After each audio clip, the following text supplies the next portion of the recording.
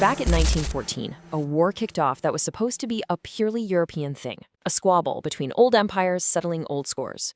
But it just refused to stay put.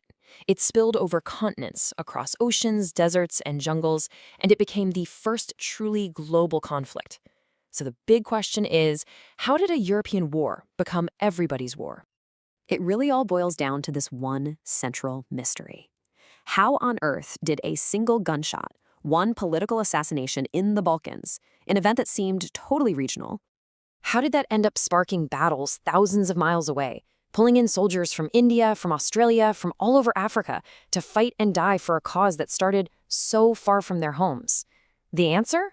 Well, it shows us a world that was already way more connected and way more fragile than anyone really knew. Okay, so to understand how this whole thing went global, we have to start right there with that initial spark.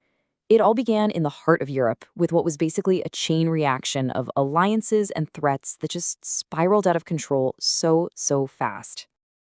I mean, just look at how quickly this happened. On June 28th, you have the assassination.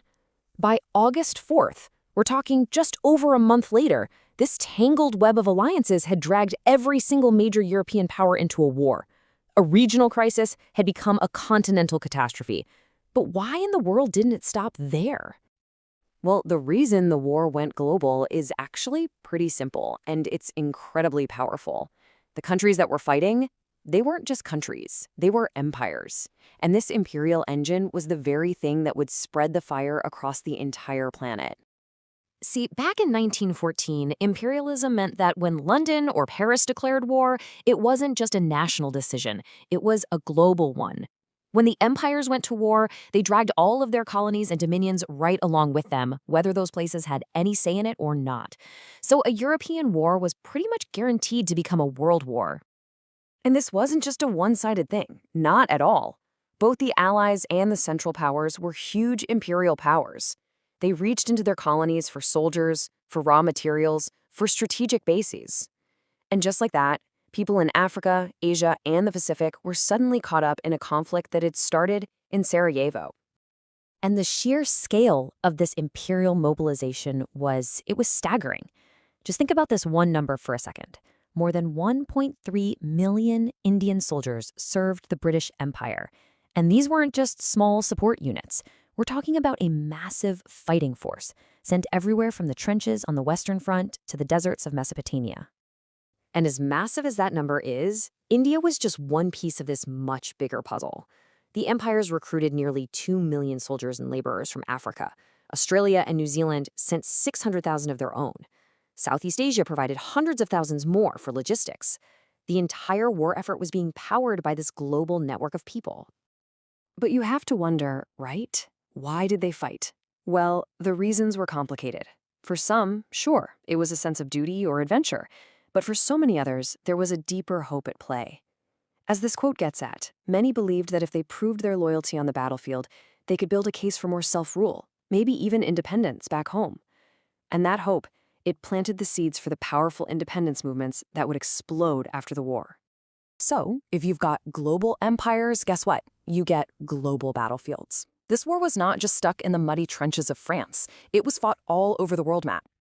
In Africa, for instance, the war became a fight for imperial control. The Allies immediately made moves to capture Germany's colonies, places like modern-day Tanzania and Cameroon. And they weren't just grabbing land, they were trying to seize strategic ports and vital resources to choke off the German war machine. The Central Powers expanded the map too. When the Ottoman Empire joined their side, it instantly opened up a massive new front in the Middle East. All of a sudden, places like Gallipoli, modern-day Iraq, and the Arabian Peninsula became absolutely critical theaters of war, pulling in troops from as far away as Australia and New Zealand. And you know, a massive global conflict like this, it creates chaos, but it also creates opportunities. Japan, which was this rising power in Asia, saw its chance to push its own imperial ambitions. It joined the Allies and quickly snatched up Germany's territories in the Pacific and China, showing that this war was also a catalyst for shaking up the entire global balance of power. So, after all this fighting, all this global bloodshed, what was left? By 1918, the world was a fundamentally different place. The war didn't just end, it completely remade the global landscape. leaving behind consequences we're still dealing with today. The political fallout was just immense. We're talking about 4 massive, centuries-old empires that simply vanished. The German, the Austro-Hungarian, the Ottoman, and the Russian empires all collapsed, which unleashed this huge wave of nationalism and created a power vacuum that would really define the rest of the 20th century. The economic order was completely flipped on its head, too. Before the war, London was the undisputed financial capital of the world, no question. By the end, a battered and broken Europe was deeply in debt to the United States. America came out as the world's top creditor, and New York took London's place as the heart of the global economy. And the consequences went beyond just politics and money. They were biological. This massive, unprecedented movement of troops all around the globe helped fuel one of the deadliest pandemics in human history. The 1918 Spanish flu killed an estimated 50 million people. That's more than double the deaths from the war itself, as it just ripped through military camps and transport ships.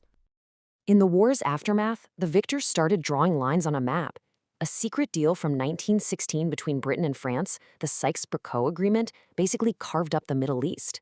They created new countries like Iraq and Syria with these arbitrary borders that completely ignored local ethnic and religious groups, laying the groundwork for a century of instability to come. And I think this quote just nails the ultimate legacy of the war. It wasn't just about battles. The experience of fighting for an empire, combined with all the talk about freedom and self-determination, it inspired anti-colonial and nationalist movements all across Asia and Africa. The map of the world had been redrawn, sure, but so had the map of what was politically possible. So yeah, from a single gunshot in Sarajevo, a chain reaction literally remade our world. It created new nations, it shifted global power, and it sparked ideas that would eventually tear down the very empires that fought it.